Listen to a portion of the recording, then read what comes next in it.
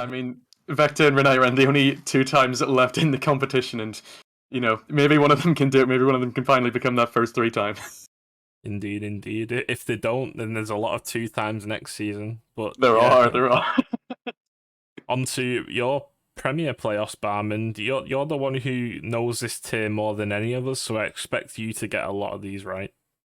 Yeah, I can't wait for it all to come crashing down and this be the worst predicted ones out of the whole thing. But I mean, now that I'm looking at this, I may be reconsidering this Luna Esports Flame result because I know how good Flame are. Maybe not in RSC; they haven't quite proved that mentality in this league yet. But going up against Luna Esports with the results they've had outside of RSC and the fact that Luna Esports are having to bring in a totally new roster that I'm not actually sure have played together before, it's going to be a tough one. So I have still gone with Luna to go through. CB will hopefully keep on that Luna mentality from league play and keep going. But on the other side, Vibe Vibin to beat Warlocks. We've all seen how good Vibe Vibin are. They were so close to qualifying for the Monaco Gaming Show, which happens at the same time. So we're very thankful that they didn't, of course, that they can come and play RC and put on a really good show. But I think they will be the team to beat here. On the other side, or on the lower bracket even, Flame will have gone with two sweeps on the 5 to 6 teams.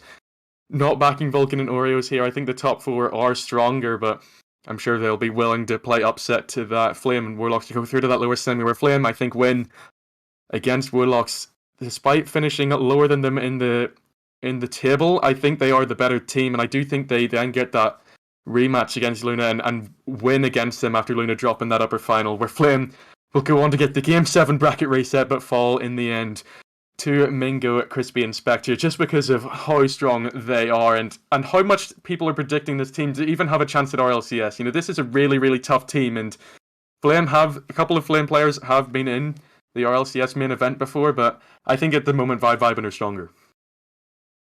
Yeah, and just to answer questions in the chat, Luna do have a roster coming in, Cynical and Torres, the Spaniard. Torres, yeah. So Luna will have a roster. It's just that 2 of them are on holiday. We have known for a couple of weeks now.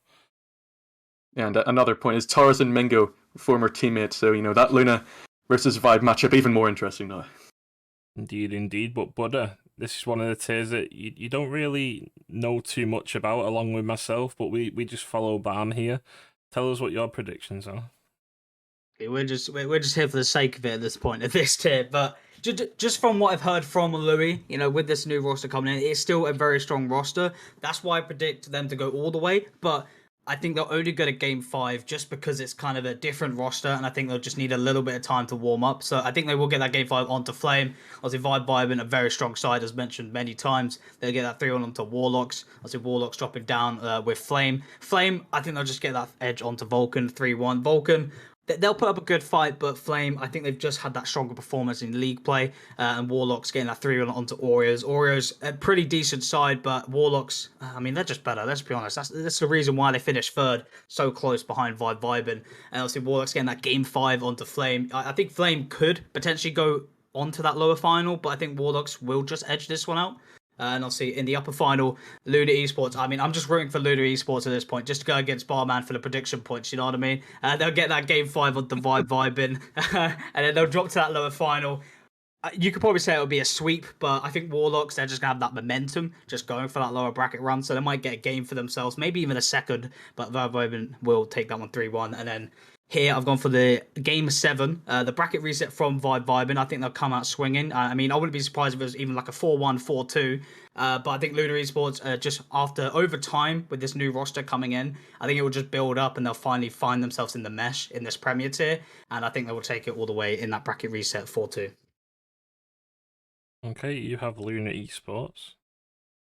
I have Vibe Vibin. So I think Luna will beat Flame 3-2, even with that new roster. I think it's going to be very, very close, though. And I've got Vibe Vibin beating Warlocks 3-1.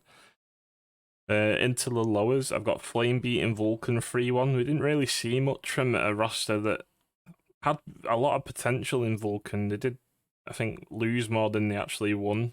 And then Warlocks, I've got them beating Oreos 3-1 to replicate their league play game.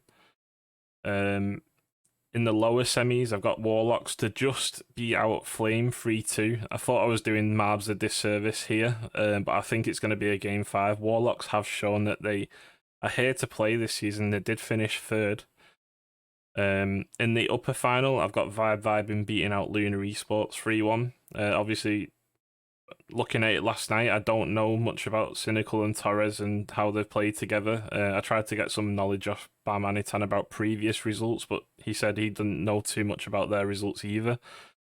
So I think they will drop to the lower final where they beat out Warlocks 3-1, and then they will meet Vibing again in the final and lose 4-2.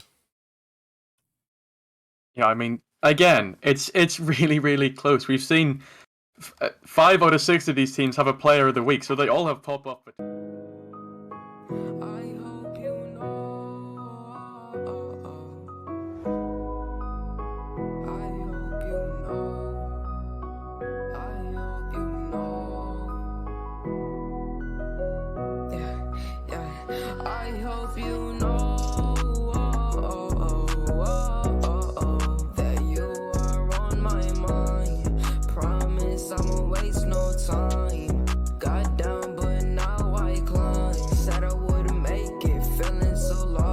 Caught up in the matrix, have to keep waiting.